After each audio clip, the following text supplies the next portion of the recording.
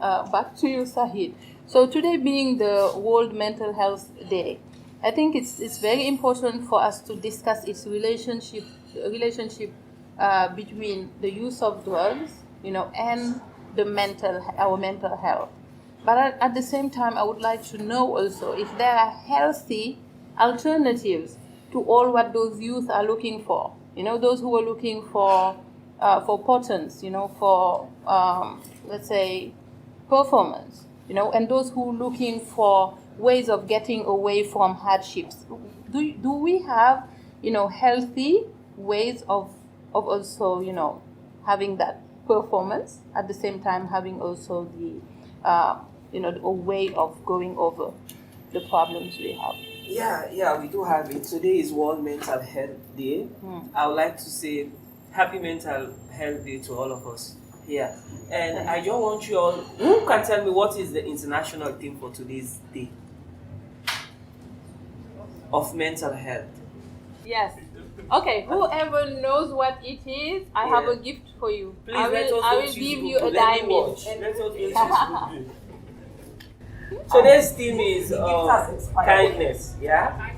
So now, tell someone that no health without mental health. Though we are observing the corona rules, just turn to your colleague and say there is no health without mental health.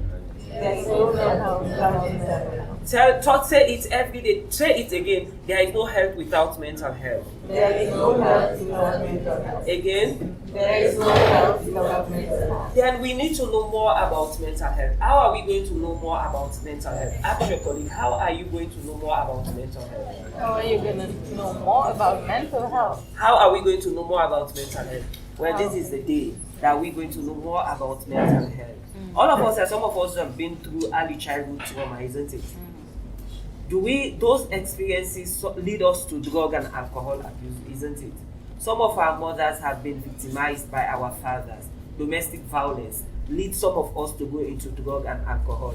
There are a lot of factors that surround substance abuse issues, wherein most people go into drug and alcohol abuse that leads to mental illnesses. And I want us all to know that according to the Kisi Psychiatric Hospital, half of the admission cases they got at Kisi Psychiatric Hospital is as a result of drug and alcohol misuse among young people. Half of the admission cases. Wow.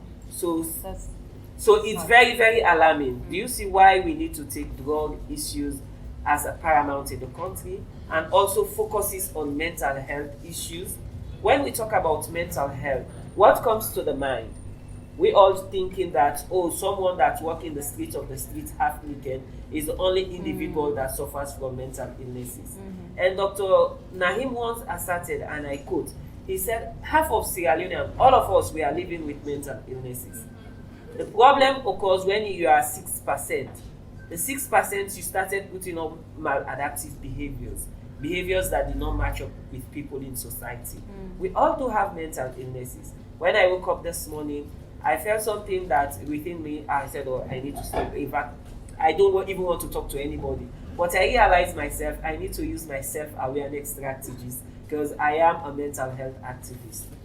So there is a great relation. Not meaning to interrupt you. So when you talk about the theme being kindness, so also something that is very alien to our culture is the need to be kind to your own self. Yeah. Like what you just said, knowing that you woke up, but you're not your own self. Yeah. And then trying to be even kind to your own self, not just being kind to others, but doing kind gestures and kind actions for your own self, which is also very important for your mental health. Yeah, it's very important. One thing about how to control your mental well-being is how to be true to yourself. You need to love yourself more than any other person on earth. If you love yourself, you have the ability to love another person. If you believe in your instincts, you have the opportunity to listen to an individual. But some of us, we don't love ourselves. So if you don't love yourself, how would you love another person? That's a question. That's a big question. That's a big question. Yeah. If you don't love yourself, how are you going to love another person? And happiness comes within. You need to be happy. Yeah. For you to control your mental well-being in a society like we find ourselves, you need to work with the thing we call uninsultable. Yeah. An attitude. An attitude. You don't care what party A is saying or what party B thinks about you. Some of us pay attention what others are saying about us, made us to always traumatize and thinking that life is not for us. Life is against us. I'll come back on that, Sahid. Sahid said something very inspiring, which is an insultable. And sometimes we don't give ourselves the permission to be that bold, to have the attitude of uninsultable. He also talked about, the gender-based violence that can be related to drug use and misuse. I really wanted you to come back on that and analyze the relationship between gender-based violence and the use and misuse of drugs, especially within couples. I don't want to go much into the unspeakable stuff because sometimes when it comes to that, I see my girls. When it comes to that, I can't speak out the kind of self-confidence I don't have. I actually see girls in the picture, and whenever it has to do with something with girls, I'm so passionate about. I go deeper, so I don't want to too much concentrate on that. Yeah. But I think in our society, this is one of the factors also that is responsible, because if as a girl at that teenage age you are being abused, let's assume you are being sexually being assaulted, and you grow up with that kind of trauma, you grow up with that kind of nightmare, you don't believe in yourself, you don't have kind of confidence to even facing the conflict, and you are fortunate to be married to a man who is a drug addict, because by the time he comes in, he's born, for instance, or he's under the influence of cannabis, and just one word, it hits your face, it tears your body apart. So imagine the kind of confidence you face to even tell your family members that this is what I'm going through in the home. So a lot of women today are suffering in our homes, not because they don't have the kind of manner as a wife, or they're not being submissive, because these are some of the societal norms that we have. When a woman has a broken home, we say the woman was not being submissive, or maybe she's not being allowed. Or if a girl is being raped, the first thing that comes to the mind of every one of us sitting here is how was she dressed. But imagine a girl that is being put on a bed in a wrapper. A man has to abuse her like that. What influence does that have to do with the man? So if you talk about sexual and gender-based violence and the relationship that has got involved, a lot of these things are happening in our society, because the men that we see as perpetrators, or the people that we see as perpetrators, they are doing this under the influence of something, and this could not be far away from the fact that they are under the influence of the misuse and abuse of either alcohol or any form of drug substance. So this is one of the reasons. Today in Sierra Leone, just within this few months, I'm not talking about the days of the 11-year brutally, the things that happen to women. I'm not talking about what transpired during the Ebola period. I'm talking about just these 5 months, from March to now, the things that we're facing as children. From April to July, it was alarming when we talk about rape in Sierra Leone. It skyrocketed. The percentage was high up there.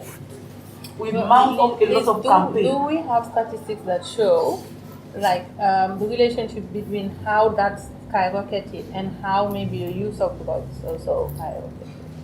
The problem we have in our nation, we still struggling with data.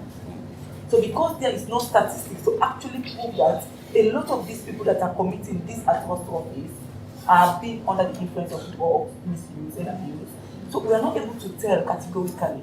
But when you look at it naturally as a human being, what does it has to take a man to sexually assault a baby in a wrapper, 4 months old, if you are actually normal? That's why most of the time they associate it with traditional or societal norms. Because it's not normal, it's not just natural. You go insane when you start thinking of the issue. How can you run after a 4-year-old baby until you kill her to death? That's really, because most times when you're under the influence of these drugs, you do things that you are not supposed to do. You are not conscious doing them. Not that you are willing to do them, but because of you've lost your senses of consciousness, you are going to do it just to satisfy the kind of depression you're under the now. kind of drive, like negative drive that you're having. Imagine I take tramadol. I even tear my body apart. I don't know. Because tramadols, they are painkillers. So if you're taking it, and even when you are taking your body, you don't know. You won't be sensitive to it. Yes. Yeah. So Thank you. Only when the thing has left your body now you realize that you're conscious now. So this is what happened to me. There are series of videos going on social media, on WhatsApp. It shows exactly how these people that take drugs, how they are behaving. Later they come to their conscious enough, and you see the reaction. Like, I was not supposed to do this to myself. But because something is actually driving you, you have to do it beyond your will. Yeah. Thank you so much, Elizabeth, for that. I just would like us to conclude this discussion by talking more about, the ways and means of accompanying those youth, maybe by using community centers, by also not only focusing on repression, because we know that the culture... Focusing on what? On repression, just like imprisoning people we find using drugs. So now that culture, of punishing people who are using drugs is proven not to be working. So what is an alternative for that? And also, how can we, as you, the social workers and all, at community level, how can we as a nation make sure that, it is strengthened at community level so that the fight is won by us? Well, all over the world, we have what we call, some countries, they have what we call rehab centers. They even have like an outpatient center, wherein people will go, persons with substance use disorder will go for help. But in our country, we're still struggling even to have a rehab center. We don't have a rehab center. People find it difficult to go to Kisi Psychiatric Hospital to seek for help. Some will say, not to Chris, I know they're going to Kisi Psychiatric Home. Because of the stigma. Because of the stigma that surrounds Kisi Psychiatric Hospital. And Kisi Psychiatric Hospital was made basically for mentally challenged people, not for someone with substance use disorder. And we don't even have a free line. Where in some other countries we have a free line wherein people will call and say, my son or my child put on such behavior, he or she needs help. So the country is still struggling to have all these facilities. Us as social workers, or some of us that working around drug and alcohol abuse issues, we've been providing the system for free, wherein we have, like for me, I used to say it's an outpatient center, wherein people go, sometimes I help with referral, though it's very challenging for them to go to Kisi Psychiatric Hospital. And when we go to communities to raise awareness, we establish community clubs, wherein we give our contacts. If you need someone faced with substance use disorder, contact us.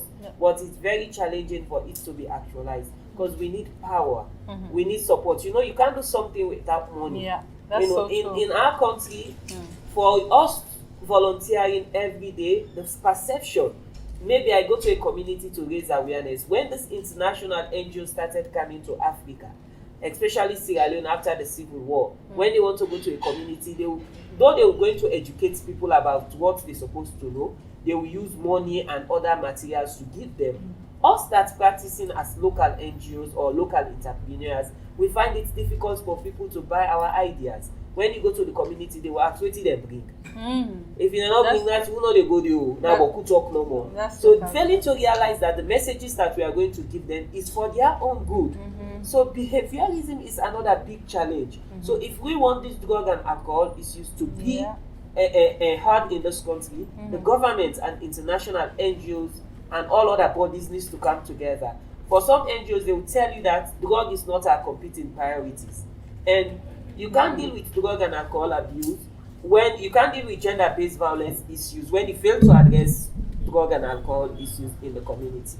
Well, some international NGOs will tell you drug is not our competing priority. When every day we see cases of rape, we see cases of instability, we see even now, even they organize programs at national stadium like this inter-secondary school sport. Petty traders all over the community are very much in a high phobia. Workers going home will be afraid because these boys will misbehave. So saying that, drugs is not your high priority as somebody who has the responsibility of the nation is in your hands is very alarming. Yeah. Because that means that the behaviorism you're talking about also needs to be applied at that level. And I also relate to you so much when you were talking about the culture around what is there for me. So it's not about what you learn, but more about the monetary benefit that you're having. So this discussion is very, very interesting, but we have now to transition to the question and answer session, hoping that maybe some of them will take care of the rest of the questions I still have in mind. So back to you, Mohammed. My question I posed to you today: why the government and why society? Because when you take a look at young girls and young boys growing up as a youth, 90% is because of perverted mind, and not the government, and not lack of unemployment, and not because of stress and all. It's because of the mindset. That's my point. The mindset. What people think about girls.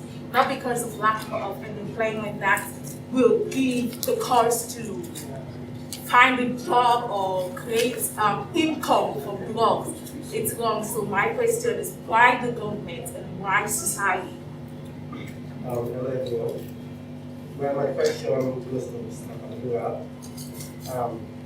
Why do we have more intake of drugs in those slum areas?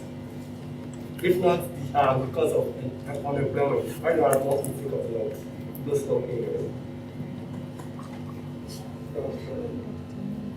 My question is, how do young people overcome the challenge of drugs? How do what? How do young people overcome the challenge of drugs habits? Good afternoon. This one is going for Madam Elizabeth. Since you are the founder of Koha Initiative, how long have you been into this fight? And is it that your targeted plans are always completable? Mine precisely is not a question, but just a submission. Which regards reasons why young people are taking drugs. I think one of the reasons I believe is as a result of the social orientation and social makeup of society. Now, many people normally believe that, in fact, we also need to educate our young people how to manage stress. Because someone was saying it's not unemployment, I want to agree with that person to a certain extent. Because you might be employed, but if you don't know how to manage stress, if the workplace is not conducive for you, you might be 10 chances to 1, you might engage in drug or substance abuse. And also, breakups. Many people normally engage in drug or substance abuse as a result of breakups, disappointment, all of these things. So there is a need for stress management campaign in our communities. And also, we also have to educate our young people on how to enjoy themselves responsibly. If you invite a friend to a party without alcohol or a drug, we just tell them that sugar water, quote unquote. So we really need to educate people about enjoyment is not only limited to the use of drugs or alcohol, but rather we need to actually engage them about how to effectively manage stress and how to enjoy themselves responsibly. And the other reason I want to, there's also another point I want to contribute to this out. We also have to think about alternative. I was telling a young man, a friend of mine actually just engaged in taking drugs. The last time we were talking, I said, young man, you need to stop.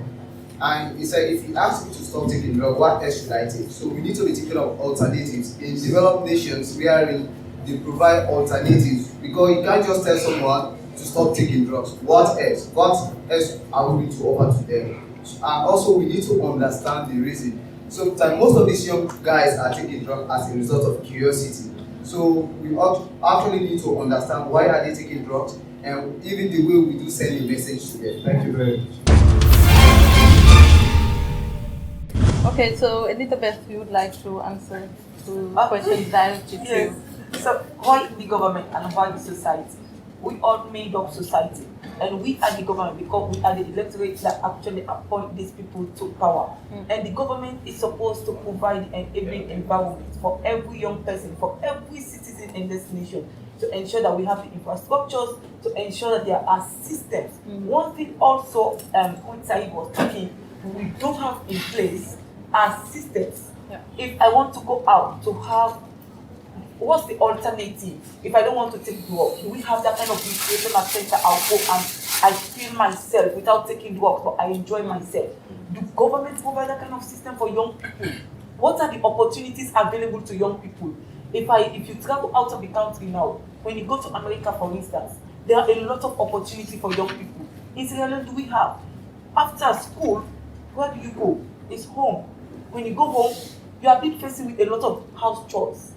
What do you do? At the end of the day, you become tired and bored.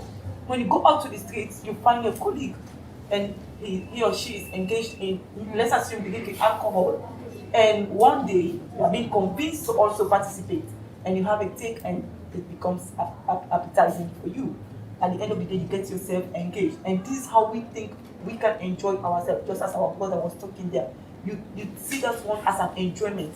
Now, a lot of girls, if they go to these places, parties, for instance, if there is no drugs, there is no shisha, there is no wine, it's not sweet at all. I'm not interested in it. So the society to also help, I think one of the other people who raised a concern. So I think exactly like when the youth is facing those friends, who are drinking, like you have the same office and all, they're drinking and they're inviting you to eat, to drink. So how can you resist that? How can you arm yourself to resist that call? Because that's your weakest time. Now you are facing it, and those are your parties, Okay. So how can I'm coming to Agatha. Okay. The other thing also I want to emphasize, when I say society, I'm just looking at somebody passing on the street. So we are society. Guys from our home, our parents are supposed to teach us the basic norms that what it takes now, because for the past couple of days I've been engaging on international conferences, and one of the key issues that have been coming out as a result to most of these things that are happening to our girls today is as a result of the factors that our parents are no longer playing their role as parents. Yes. They are not educating their children. That's why when you go to the streets, you are easily being influenced with another person. Somebody easily influenced you. So it takes a whole lot of us to come together to build every one of you up. So the homes, it starts right from the homes, it starts right from the community. If I see a girl in an environment that is not friendly, I have every responsibility. You have a responsibility to tell her, you do know that you're in your school uniform, you're not supposed to be taking alcohol. Do you know that you're not supposed to smoke even when you are in your school uniform? But how many of us are we doing that? Some of us, some of you sitting here now, most of your friends are like that. And you actually admire them. A lot of you wants to become like them. But is that actually a good life? No. What is the step we are taking? Now, Agatha is we have to find solution. It's about mindset, just as you say. What I've got for my home, for my what my grandmother taught me, when I go to the street, you don't have to be like what others are. You be yourself. So it's about mindset, it's about focus, it's about knowing who you are. Because if I know who I am, I've got my self-esteem, I've got my self-confidence, I've actually got my wits around me. Nobody easily influenced me. When I went to college, all my friends joined club, and a lot of them drink.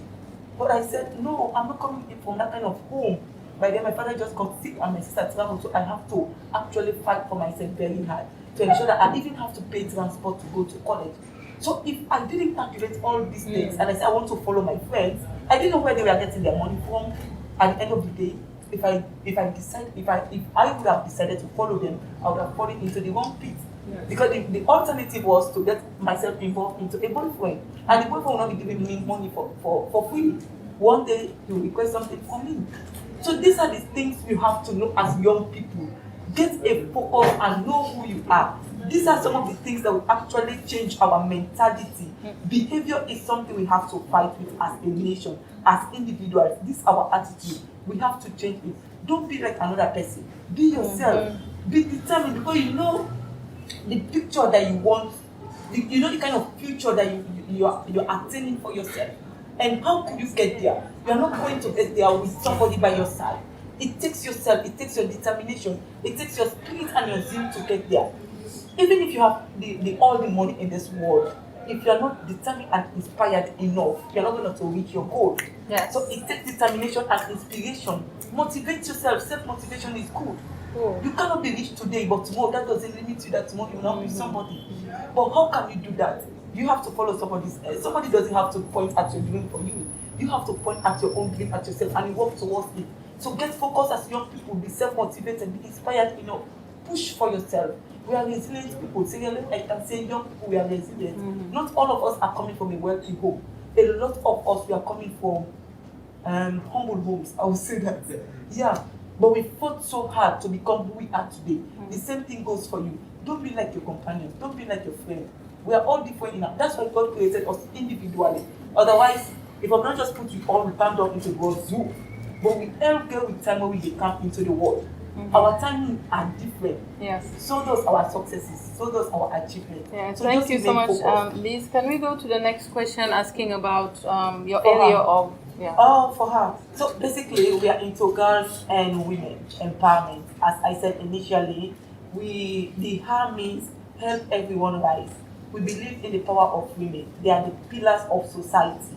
We believe that just by raising a one girl or a woman from a deprived and impoverished community, you are creating like a ripple effect into a society, into every household. Because imagine me now, I'm coming from an island, I can say a slum community. But today, at least I'm educated and I'm trying to see how I can help people from the places I come from. So imagine we have 10 of us doing the same thing. See how the impact that we create in our society. So this is support we are giving women so that tomorrow they are not only helping themselves, they are helping their households, including the boys they are giving back to, and also the society. So we actually are not work, we are not just limited in Freetown. In fact, in Freetown where we work in slum communities. We work in Bond Island for now, because by then in 2018 when we initially started this initiative, our target was let's go in for those teenage girls that we can be able to impact their lives. So, and there were a lot of teenage pregnancy according to MOHS statistics that they produced at that time.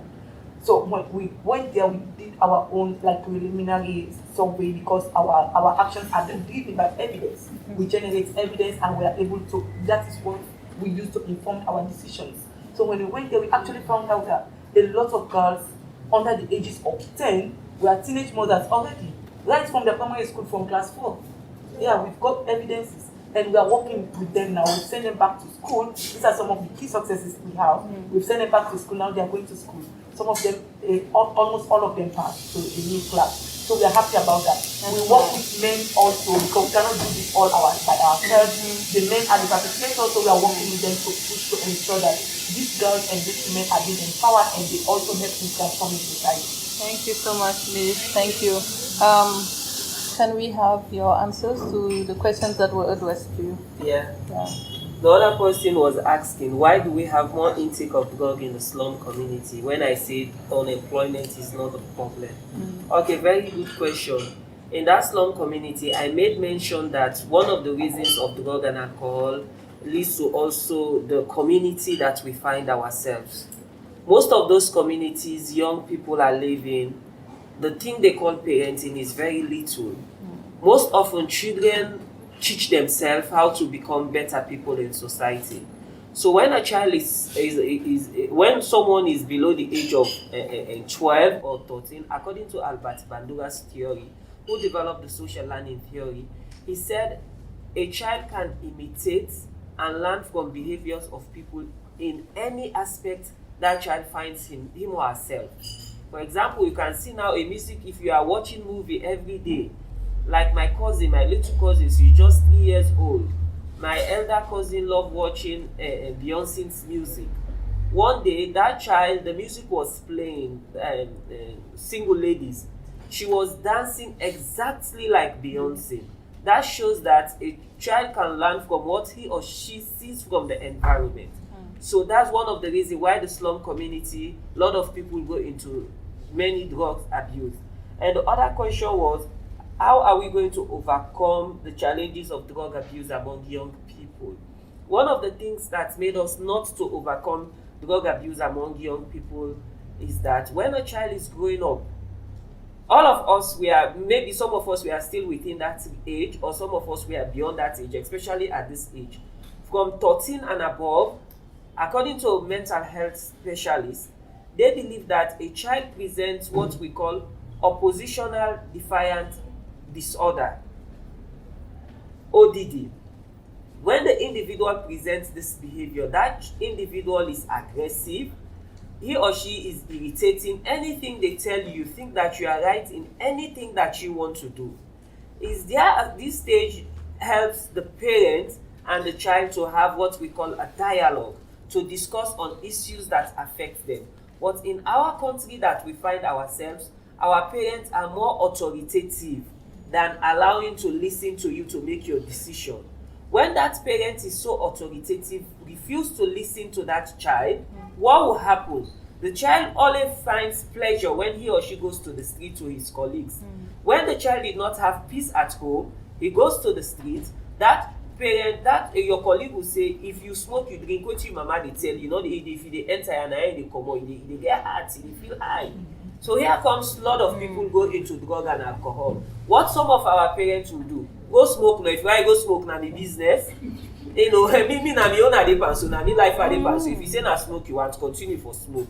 Here comes in the conflict in the home. And some parents, I don't put you school, me mama not be put me school, me don't put you school, well, if you not kitty want to go. The child, what will happen? That child will go. Automatically you miss the child, isn't it? So these are some of the problems. Parenting is very, very important in dealing with drug and alcohol abuse. In this 21st century, we need dialogue. We need to sit as family, we discuss. Hey, my younger sister, I used to tell her, the day when they begin my business, tell me. My mom said, why should you have such discussions with her? He's unprofessional. Controlling brother. So I used to tell her, we discuss, because I knew she's at the stage wherein she wants everything. I said, if you want anything, tell me. But if you have made a mistake, you started it, tell me. So I created a platform. They used to say, I love the child so much. Because I know we are not living in an authoritarian world anymore. Okay, Sahid, I'm just curious now to know, how come you gained that much of maturity at that age?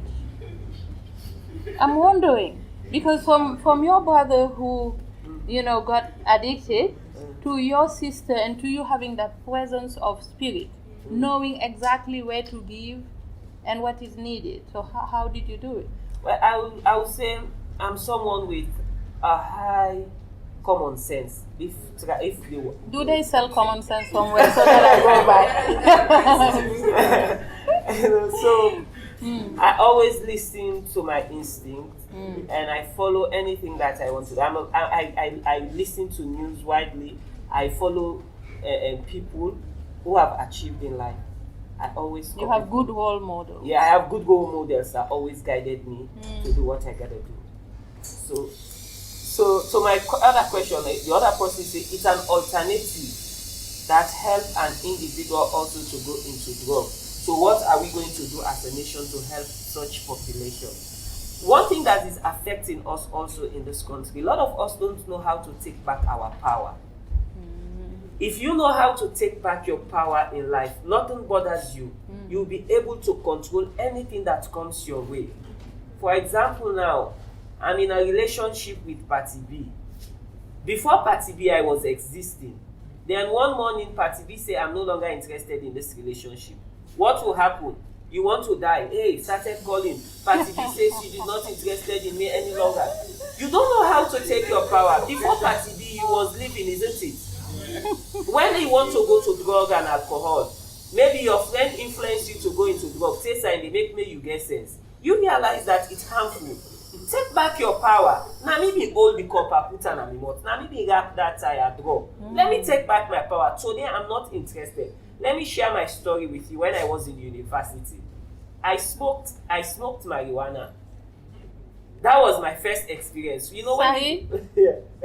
You? Yeah. Now you? Yeah. The maturity guy? Yeah. That was my first experience. I smoked marijuana. It's an interesting story, but let me share with you. when we go to the university for like first year, we did what we call logic and mathematics. And as for me, I'm not a math person. If you want me to fail, just bring maths in front of me. So my friend, we failed math first semester. And the logic is that when you got 3 references in the university, you will repeat that year. And everybody knows that Sahid is a noisy type in class. And my friend also, we just find ourselves, we used to ask a lot of questions. Grades pop up. I got reference in mathematics. My friend got reference in mathematics and logic. We sat at EJ Hall. We started crying. Then my friend said, you know what, this is not a crying time. We need to go home and prepare ourselves. My friend said, who said it is El Chamba? He says, and I'm smoke no more, I'm smoke right now, I'm not able to sleep. We went down at Frabe College, we have one area. We smoked. And when we returned, both of us started crying. After we slept over, the hangover wipe off, then my friend said, who said they sell all that Jamba? I said, you know what, let's study. Jamba will not help solve the problem. So that's how it is. I decided to take back my power. I said, no, you know what, I'm not going to take it anymore. So if you know how to take back your power in life, you'll be able to control your anxieties, you'll be able to control your depression, even your anger. You know, sometimes I walk off if someone wants to hit me or hurt me. I told you when I started my conversation that I work with a thing they call uninsultable. I don't care what party A, party B, or party C is saying about me. All I care is about how to do what I love the most and how to become a better person for myself. Thank you so much. Thank you so much. No better conclusion than that, because I really appreciate that attitude of uninsultable. Yeah. I have a friend who's telling me is beaten none less than the person who's beatable. Is insulted none less than the person who's insultable. So if you have that low self-esteem that Liz was talking about, you know, if you don't love yourself, as Sahid was saying, you know, if you think so low of yourself, you know, anybody else in front of you will read that, you know, and they will know that no harm will come from insulting or beating you, you know, and then the result of that will be you depending on people so much that you think that your happiness comes from them, you know, and it takes so much of learning and unlearning for you to realize that not only you cannot make anybody else happy, but you cannot even, like, if you don't make yourself happy, nobody else can. And that's a strength. That's a strength, and it's a great concept of taking back the power, you know. And it's also very strong. We're answering to what Ahmad was saying, you know, just call them party B. You know, instead of just giving them that type of power, they're only party B, and before them you existed. Yeah. You know, so I think it's very important for us as a nation, but also as youth, to understand exactly our role. You know, we have a pivotal role because we are the mothers of tomorrow and those fathers of tomorrow. So we don't want to end up being those parents who won't listen to those children, because it all has to do with creating those safe spaces within the family where your children will feel safe enough, you know, as Sahid did with the sister, safe enough to tell you, I made this mistake.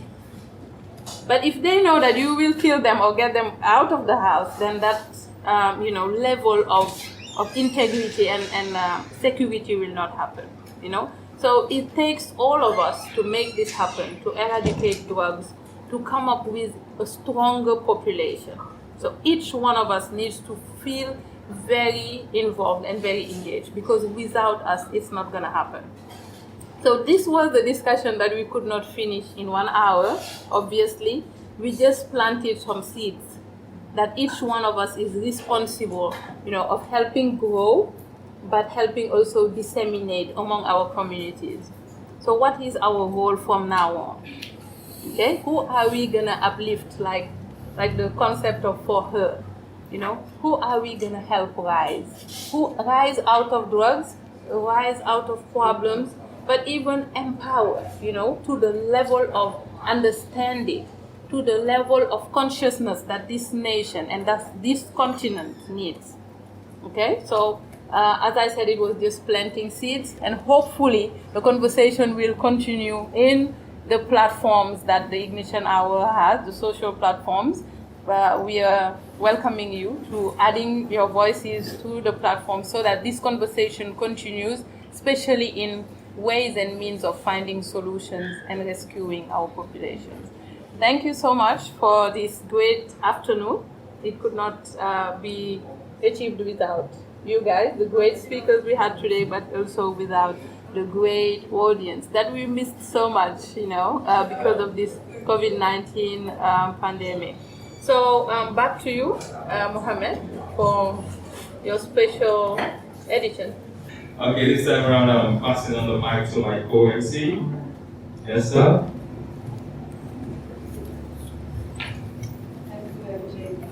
Hi guys.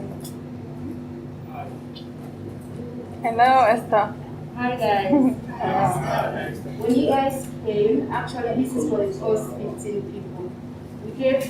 We gave you guys a paper with the number of it. So I hope you still have the papers with you. So now this is for the speakers. Yeah, just have to No, she chose to. And what about me? Anyway. This is not for you. Like I said before, this game is only for the first 15 people, but not only for the first 15 people, but for the two lucky ones having the same number as the guests. Oh. Yeah, for the guest speakers. To show that we really do appreciate you guys for everything, your time, and for being here. We have a little surprise for that. Oh.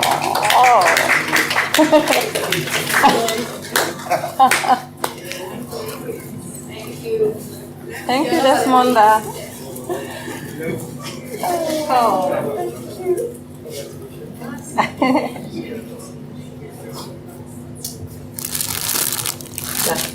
You're welcome. Thank you, Esther. So we have a big signing pillow for you. We just want your autograph.